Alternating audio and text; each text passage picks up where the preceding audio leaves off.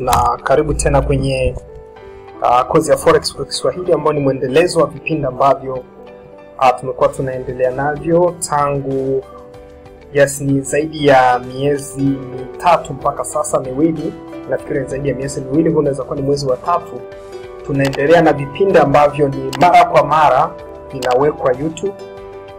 Kwa hiyo kama bado hujafuatilia vipindi vya nyuma, basi utakuwa na uwezo wa kuanza kufuatilia kuanzia utangulizi, kufuatilia kipindi cha kwanza, cha pili, cha tatu na kuendelea mpaka hiki ni kipindi cha 7.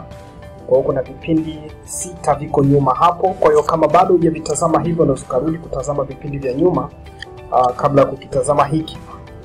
Ambapo leo nataka tukatazame kitu kimoja ambacho kinaweza kuwa ni kitu kidogo, ni kitu rahisi, lakini kina maana kubwa sana kwenye trading. Kama utakuna kifuata au kifuata, kinaweza kukuletea matokeo mazuri zaidi kwenye trading, ambapo tutajaribu kwenda kuangalia kuhusiana na siku za kufanya trading pamoja na vipindi vya trading. Naenda kuangalia siku pamoja na vipindi vya kufanya trading, ambao tunaita ni kama trading days pamoja na trading sessions. Ili tujue, kwa tutajua kwamba ni siku zipi unaweza kufanya forex, lakini pia tutajua kwamba ni katika hizo siku ni masaa gani unaweza kufanya forex, kwa sababu sio muda wote tutaamka na kuanza kufanya. Kuna wakati ambao lazima utazame wewe una trade kitu cha namna gani. Kwa hiyo utakuwa na uwezo wa kutrade wakati gani hicho kitu unachotaka kutrade. Ninaposema kitu, maana na maanisha ni una trade labda ni currency pair ipi. Kwa lazima uwe na maarifa ya kujua currency pair unayoitrade mara nyingi labda inakuwa iko active sana katika kipindi gani, katika hivyo vipindi ambavyo tutaenda kujifunza. Kwa tunapoongelea vipindi katika soko, maana yake tunaongelea ule wakati ambao soko linafunguka, au ni muda au wakati ambao soko linafunguka na kufunga soko la wakati fulani, kwa sababu katika forex kuna kuwepo na maeneo ambayo tunasema ni kama benchmark ya zile thamani ambazo tunaziona kwenye charts. Kwa zile thamani zinachukuliwa kutoka kwenye hizo benchmarks, afu then zinakuja kuwepo kwenye online platforms. Kwa kila sehemu au center fulani ya soko inapokuwa inafunguka, ndio ina provide hiyo benchmark ya price kwenye online platform. Kwa sasa hizo centers za masoko ziko nyingi. Kwa tunaenda kutazama centers 3 na kujua sifa ya hizo centers, kwamba kila center huwa inakuwa ina sifa zake. Kwa hiyo tutakuja kuona sifa zake ni zipi, lakini pia utatrade currency pair ipi ukiwa katika session ipi. Ni kitu ambacho traders wengi huwa hawakifuatilii, lakini kina umuhimu kujua ni pair ipi utatrade wakati gani, au hata pia style ya trading, kwamba nataka kutrade labda breakout, naweza kutegemea breakout nyingi zinatokea wakati gani, au labda nataka kuepuka news, labda news nyingi zinatokea wakati gani. Kwa kuna vitu lazima uvijue kwenye hizo vipindi katika soko. Kwa hiyo hii ni kozi ya Forex Kiswahili na tuko sehemu ya 7. Kwa hiyo hii inaitwa trading sessions, lakini iko kwa mfumo wa katika muda. Hapa tunaongelea katika trading sessions, lakini katika trading days nao pia tutakuja kuona katika kipindi cha muda imewekwa kwa mfumo wa GMT, the Greenwich Mean Time. Tutakuja kuona ni kitu gani. Lakini katika days ni kitu rahisi, labda naweza kuonyesha tu kwa ufupi kwenye upande wa days. Lakini kiujumla katika days tujue tu ziko siku 5 ambazo soko la forex huwa linafanya kazi. Ziko siku 5 ambazo soko la forex huwa linafanya kazi. Kuna kitu nilikuwa nacho hapa, lakini naona kinakuwa kidogo hakiko sawa sawa, lakini hakuna shida. Inajaribu kutuonyesha tu kuhusiana na trading days kama ilivyokaa kwenye trading hours or sessions. Sasa katika trading days ziko siku 5 ambazo sio za kutrade, lakini kiujumla tunasema tu soko linakuwa liko wazi la forex ni siku 5. Kwa hiyo katika hizo siku 5 lazima ujue vipindi ndani ya kila siku. Kuna vipindi ambavyo vinajirudia kila siku. Kwa Jumatatu kuna vipindi vinatokea na kesho yake ambayo ni Jumanne vitatokea. Kwa inabidi kujua hivyo vitu. Lakini katika hizo siku pia nitakuja baadaye niongelee ni siku zipi nzuri. Kama nasema ni Jumatatu mpaka Ijumaa, kuna siku ambazo zinafaa zaidi kufanya trading kuliko siku zingine. Kwa ni siku zipi pia nitajaribu kuzigusia baadaye. Kwa hiyo katika trading days tumeshaelewa ni 5, lakini katika trading hours kuna masaa tofauti tofauti ambapo hivyo vipindi huwa vinatokea. Lakini katika vipindi ambavyo vimezoeleka, changamoto yake hapa kidogo, najikuta niko offline. Hapa najikuta niko out of internet. I don't know kwa nini niko out of internet. I'm out of internet, ndio maana kuna vitu hapo haviwezi kufunction. Kuna vitu havitaweza kufunction kama niko out of internet. Wewe nirudi namna hii. Ili tuweze kwenda, kwa maana kuna vitu vimekuwa haviendi. Sasa sawa, exactly. Nimekuja sasa, niko online. Yes. Hii nilikuwa nataka pia hii ionekane kama hivi. Hii ya trading days na yenyewe ionekane. Good. Kwa hiyo niko online sasa, naweza kwenda sawa, ambapo katika siku tunazo hizo siku Jumatatu ambazo unaweza trade. Siku ambazo unaweza trade ni Jumatatu, Jumanne, Jumatano, Alhamisi, Ijumaa. Lakini katika hizo siku ndio kuna kuja kuwa na mgawanyo pia, ukiwepo na sababu kamili kwamba katika hizo siku ni siku zipi nzuri kutrade, ukiwa na sababu kamili tutaziona.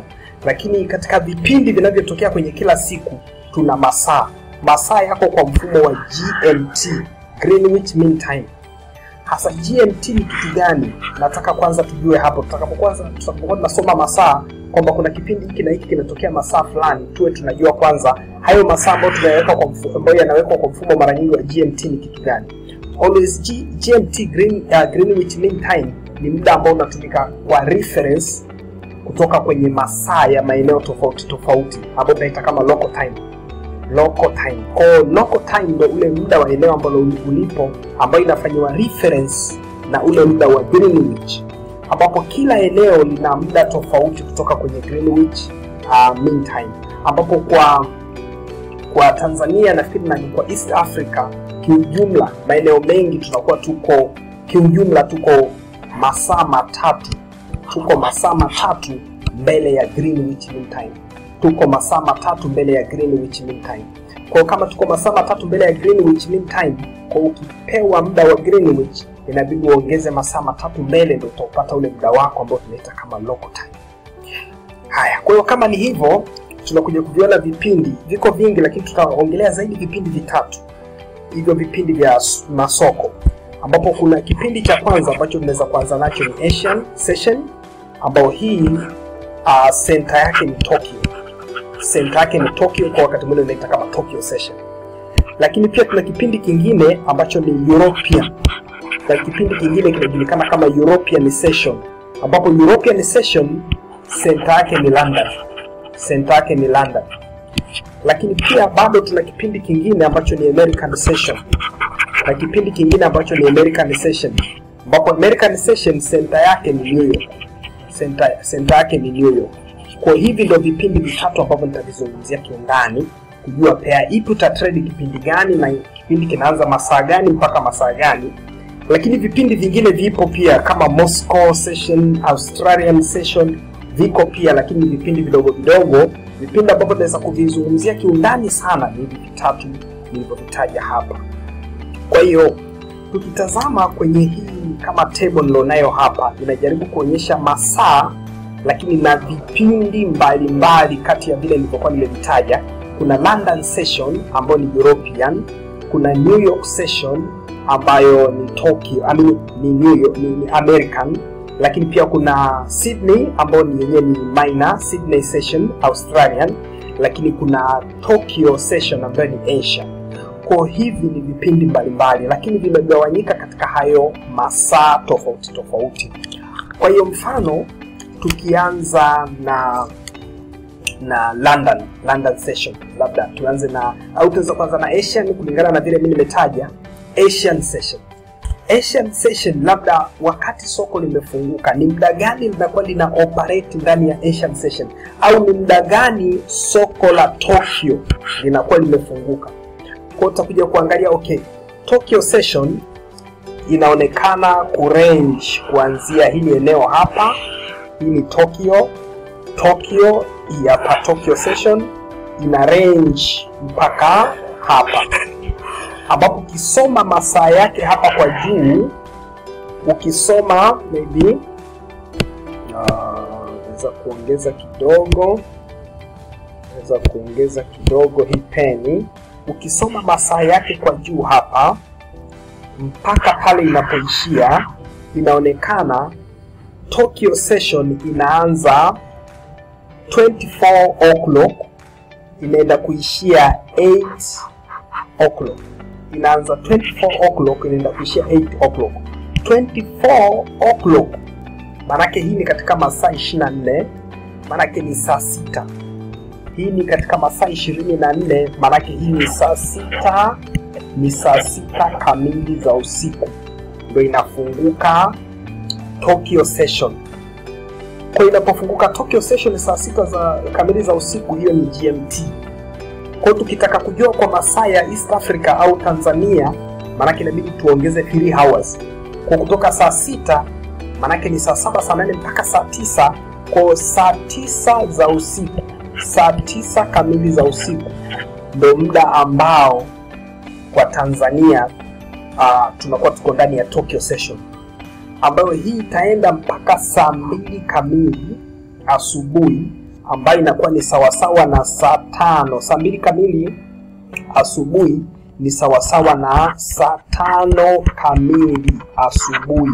Hapo ndo ndipo ambapo Tokyo session inafunga. Kwa kipindi chake huwa kinakuwa kimeishia hapo kuanzia saa 9 hadi saa 2 hadi saa 5 kamili asubuhi. Lakini baada ya hapo, wakati Tokyo session inafunga, London session hii ya pili nayo inafunguka. London au European session nayo inafunguka. Hii inafunguka saa 2 GMT ambayo ni saa 5, inakwenda mpaka saa 10 GMT, ambapo saa 10 GMT ukiongeza masaa matatu manake ni saa 1.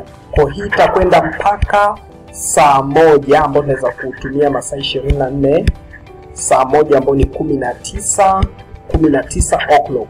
Inaenda mpaka 19 o'clock kwa masaa ya East Africa, saa 1 kamili. Hapo ndipo London session inakuwa inafunga. Lakini wakati London session inafunga bado, manake yale masoko ya London yakifunga, bado kuna masoko mengine yanaendelea kufanya kazi, ambapo kuna soko la America la New York nao, ambao ni ndani ya American session, linakuwa nalo linaendelea kufanya kazi.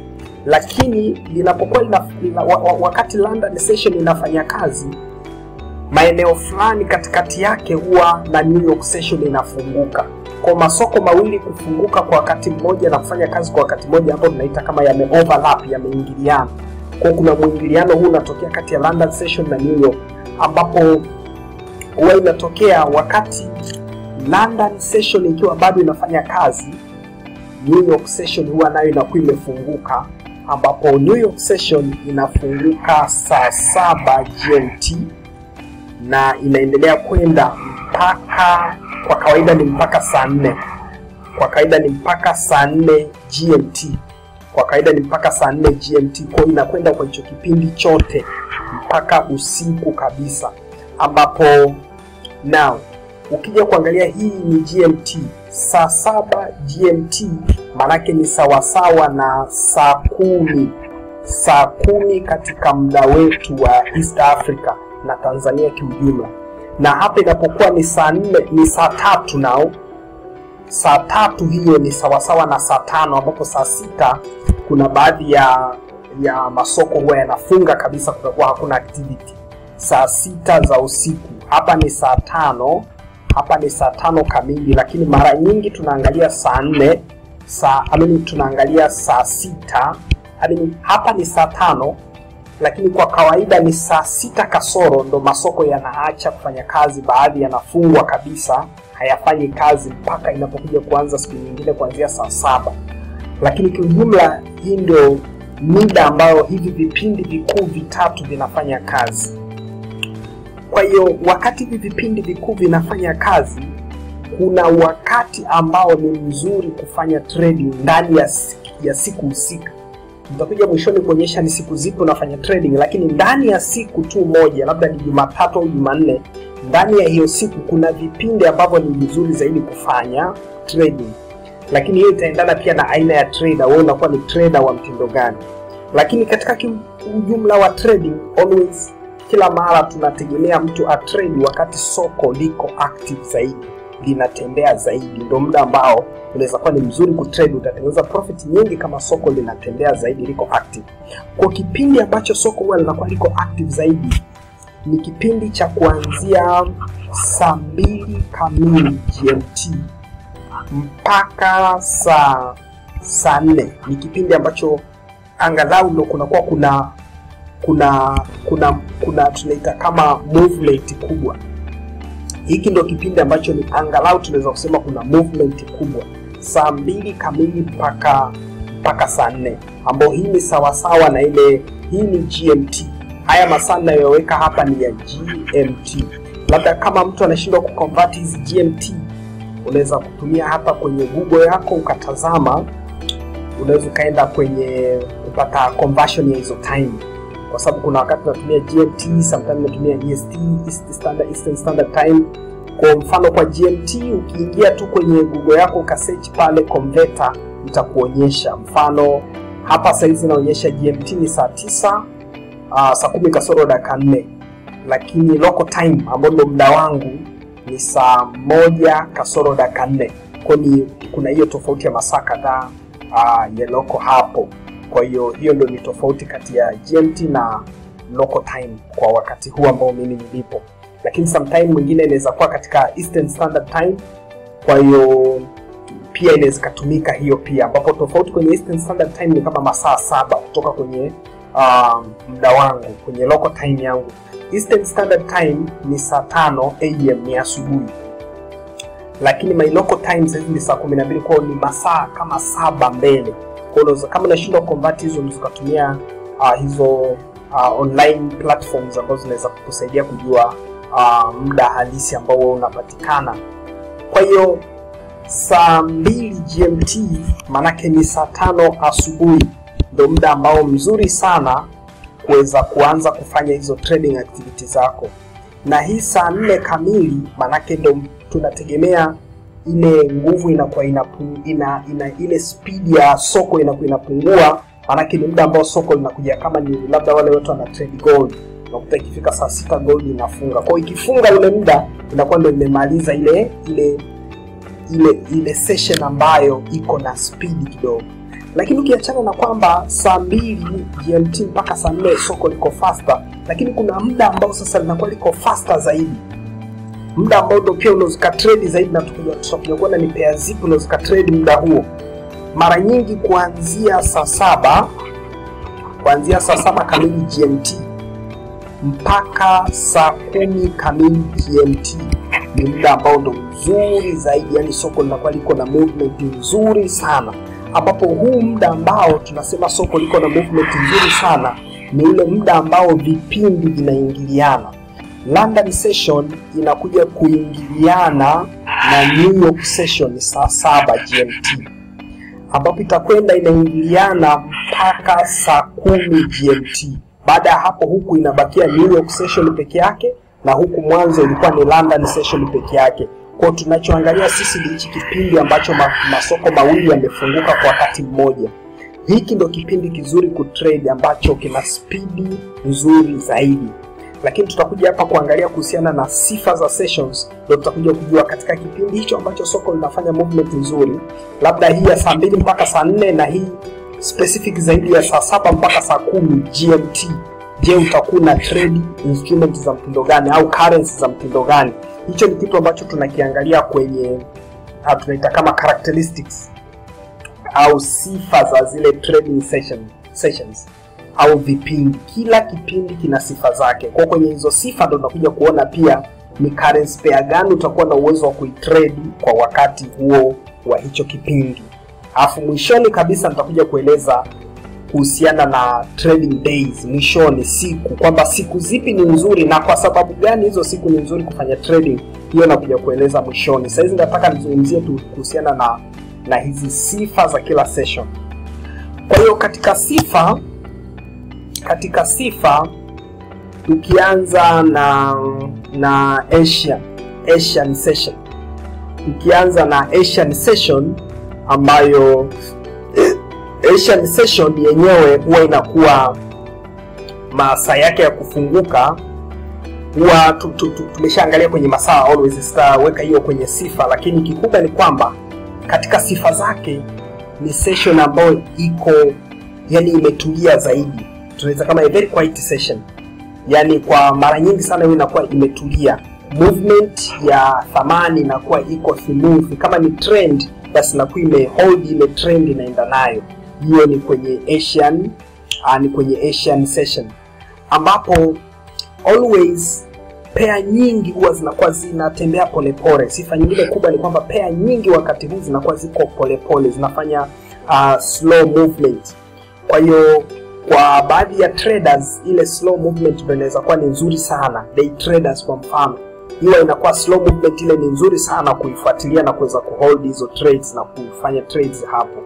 Lakini moja kati ya currency ambayo inakuwa iko na movement kidogo, yani currency nyingi ziko polepole sana kwenye hii session. Lakini kuna currency moja ambayo inaonyesha movement kidogo nzuri sana kwenye hii Asian session, huwa inakuwa ni JPY. Mara nyingi sana currency zenye JPY huwa zinaonyesha movement nzuri sana wakati wa Asian session. Kwa hiyo ukachagua hizo ukazitrade. Lakini pia kuna hata matukio news pia. Hata news pia huwa nazo zinatokea hichi kipindi cha Asian session. Zaidi zile news zinazohusiana na taarifa za kutoka mfano China huwa zinatokea sana wakati wa Asian session na kuweza kuleta effect kwenye zile hizo currency ambazo tutakuwa na trade. Lakini tuna European session. Tuna European session ambao ni London. Katika European session always huwa yenyewe katika muda wa kufunguka na kuanza, nafikiri muda huo naeleka siwezi kuzungumzia sana, lakini pair nyingi huwa zinakuwa ziko na movement nzuri au movement kubwa. Naweza kusema movement ya pair nyingi inaweza kuwa ni kubwa wakati wa European session, lakini zinazokuwa zinatembea zaidi muda wa European session mara nyingi sana kwenye European session unazitazama zaidi pair kama za euro, pair zenye euro, zitazame pair zenye GBP, lakini pia zitazame pair zenye USD. Zote hizi huwa zinaonyesha movement nzuri sana. Kwa hiyo unaweza kufuatilia kwenye hicho kipindi na kujaribu kutrade currency ambazo zinakuwa na hizi pair zinazokuwa na hizi currency huwa zinakuwa ni nzuri zaidi. Lakini ni session ambayo European session au London session ndio session ambayo inaaminika kuwa na movement kubwa zaidi ukilinganisha na sessions zingine, iko most active, na huwa ni session ambayo ni nzuri sana kutrade breakouts. Kwa kama wakati wa European session unakuta currency iko kwenye zone, inaibreak ile zone na kuretest, always kutrade pale huwa unaweza capture movement moja ambayo inakuwa very strong sana wakati wa European na London session. Lakini na session ya mwisho ni New York au American Now session, ambapo hii muda wake wa kwanza hauna shida, unaeleka kwenye hii chart hapa tumeona. Lakini mara nyingi pair ambazo huwa zinakuwa ni active kwenye American session, pair ambazo huwa zinakuwa ni active huwa ni zile pair ambazo zinahusisha currency kama AUD, huwa zinakuwa ziko active muda huu. Lakini kuna euro, pair zenye euro, pair zenye GBP nazo huwa zinakuwa ni nzuri sana. Pair zenye JPY ziko vizuri, na pia hata zenye USD nazo pia huwa zinakuwa ziko vizuri sana kwenye wakati wa American session. Kwa hiyo ni muda ambao una uwezo mzuri wa kutrade hizo pair, na hii ni session ambayo inaaminika kuwa pia volatile, yani ikifuatia nao. Hii ni session ambayo au kipindi ambacho kinakuwa kina movement kubwa, kina currency zinatembea zaidi, ikifuatia kutoka kwenye London session. Kwa London session inakuwa inatembea zaidi ikifuatiwa na New York session, lakini movement ni kubwa pale ambapo hivi vipindi viwili vinaingiliana, ambapo tunasema vina overlap. Hapa ndo kuna kuaga na movement ambayo ni kubwa sana. Kwa utakuta hapo ukitrade vitu kama Euro USD, GBP USD zinakwenda vizuri sana kwenye kipindi cha overlap ya hizi sessions mbili. Kwa hivyo vitu vya msingi sana kuhusiana na hizi sessions. Lakini tukimalizia kwenye upande wa siku, trading days, nataka tu tujue kwamba ni siku zipi zinakuwa ni nzuri katika trading. Kwa kawaida tu Jumatatu sio siku nzuri kwa trading, kwa sababu ni siku ambayo soko ndio linafunguka. Kwa asilimia kubwa huwa tunasema ni kama soko haliko stable, halijakaa sawa sawa. Kwa sio siku nzuri kutrade Jumatatu, kwa sababu watu ndio wanafungua positions na vitu vingine. Kwa bado soko linakuwa haliko quite, kama ni trend inakuwa bado haijaonyeshwa vizuri. Kwa unaweza kukuta kuna movement ambayo inaweza kuwa kama random kwa namna fulani, lakini baada ya muda inaweza kustabilize na ikaonyesha mwelekeo halisi. Hata kama ni muendelezo wa trend iliyopita, lakini huwa inaweza kaanza kwa namna ambayo ni tofauti. Ndio maana kuna baadhi ya pairs zinafunguka na gaps na vitu gani. Kwa unakuta ni siku ambayo huwa soko lina stabilize katika wiki. Lakini Jumanne na Jumatano ndizo siku ambazo zinaaminika kuwa siku nzuri kufanya trading, kwamba soko linakuwa limetulia vizuri. Alhamisi nayo sio siku nzuri sana, kwa sababu soko lilipokuwa limetulia vizuri Jumanne na Jumatano, Alhamisi linakuwa limezifikia level fulani ambazo pengine kwa namna nyingine inatakuwa ligeuke, au kwa namna nyingine inaweza kuwa maybe linatoka hatua moja au break level moja kwenda level nyingine. Kwa Alhamisi nayo pia inaweza istabilike vizuri sana, lakini hii itatofautiana pia kulingana na currency moja na currency nyingine. Kwa hiyo kwa asilimia kubwa, lakini Alhamisi currency nyingi huwa bado zinakuwa hazina ile direction, hold ile direction, ambapo mara nyingi unaweza kukuta currency zina consolidate, ziko kwenye correction. Halafu Ijumaa pale huwa nusu siku ile mwanzoni mwa siku ya Ijumaa huwa ndio inakuwa muda mzuri kutrade, lakini baadaye maana ni kama nusu siku tuna trade. Kipindi kinachobakia ni kipindi cha kuwa nje ya soko, kwa sababu ni muda ambao watu wanafunga trades, wanafunga masoko. Kwa ni muda ambao pia kama ukibakia kwenye soko inakuwa sio muda sahihi sana, na pia hata ukihold trade kwenye weekend unakuwa na swaps na vitu vingine ambao sometimes pia vinaweza kukurudisha nyuma. Kwa hiyo trade nusu siku Ijumaa, kwa sababu ya hiyo kwa soko linaweza kawa ni kama mega flexible, linaenda tofauti kwa sababu ya hiyo watu kufunga profits zao na trades zao. Kwa hiyo ukibakia sokoni inaweza isiwe wakati mzuri sana kwako. Kwa hizo ni suggestions tu kwa namna gani tutafanya, lakini wewe utakapokuwa trade, unapokuwa unapata experience, unaenda kujua kwamba ni siku zipi ambazo ni nzuri kwako, lakini pia utajua ni session ipi ambayo ni nzuri kwako kulingana na style unayotumia kwenye trading, lakini pia kulingana na currency ambazo utakuwa na trade. Hivyo vyote vitaweza kukuonyesha kwamba ni session ipi utrade na ni siku gani pia utrade. Kwa hiyo vitu vya msingi ambavyo nitegemea tujifunze kutoka kwenye hii session, na asante sana kwa time yako. Lakini nafikiri pia ya session recording inakuwa haiko quite sana, kwa maana ya kwamba sometimes kuna noise zinakuja toka nje, nasikia noise ili kulingana na place ambao niko this weekend. Always place ni local this weekend, ni sehemu ambayo haiko very quiet sana, niko kidogo na noise, but no problem, always no problem. Nafikiri kipindi kinakuwa kimesikika vizuri. So asante sana na karibu tena Asam Forex. Kumbuka kusubscribe, kumbuka kulike, weka comment pia, sema ni kitu gani unahitaji. Kama kuna concept unataka kujifunza, unaweza kusema kwamba nataka nijue kuhusiana na kitu fulani, kwa pia tunaweza tukakihusisha kwenye mojawapo ya session. Asante sana na karibu sana.